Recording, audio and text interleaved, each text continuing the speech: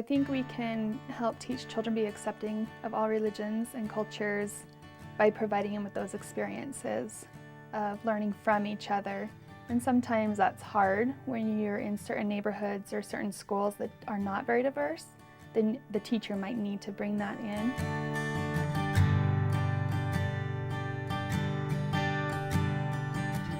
The LDS Church has a big influence of our education system, especially in our curriculum, especially for 4th grade, which is the grade I teach, where you learn about Utah history. It kind of varies between teaching about many different groups in Utah and how they influence the change that we've had in our state. But I think in a lot of schools, because of the religious background of a lot of the teachers, and those other groups are kind of not taught as in depth as the Utah pioneers, I would say. So I think the church has a big influence on what the kids are actually learning, and it probably depends a lot on the teachers. Personal beliefs of a teacher have a huge impact on their students. It makes all the difference if you're creating a classroom that is narrow-minded, or if you are creating a classroom of inclusion and not just including everyone, but teaching kids how to include others and to celebrate their own backgrounds. As a teacher, all I can really do is just try to make a really inclusive environment. My students, if they're saying things to other kids, sometimes I'll hear, "You don't go to church," or "You go to that church." And if I feel like it's offensive the way they're saying it or their tone of voice, then I will just say, "Oh, we're not going to worry about what people do at home. That's not our business." But at the same time, I also look for the opportunities where I can have the kids teach their classmates about each other. And that way they can really find what's similar between their different backgrounds.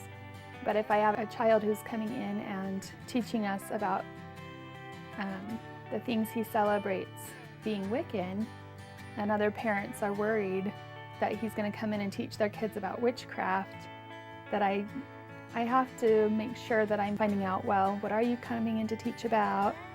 And sometimes that's inviting other parents who don't know and are worried about it to come in and watch themselves.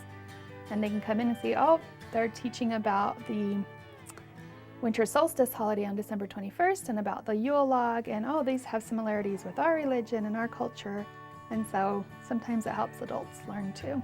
Kids are pretty accepting. Every once in a while there might be something that someone might say that they disagree with. Let's say a student brings up more than one God, and that's opposite of what another student's been taught. I kind of watch for their responses because my job is to provide support for all of them, but they handle it pretty well. They just kind of listen to each other, and they don't really stand up and protest like adults would do. They just listen and they learn from each other.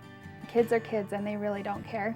They just find friends that they have something in common with and they go and play, and that's how kids are.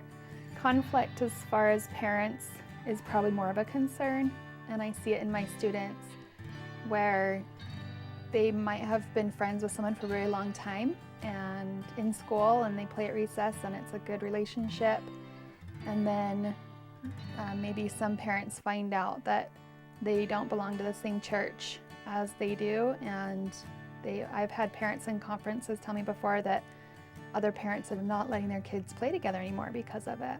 So parents have a huge influence on whether that's going to hold their child back or if it's going to help them be a better person and include others.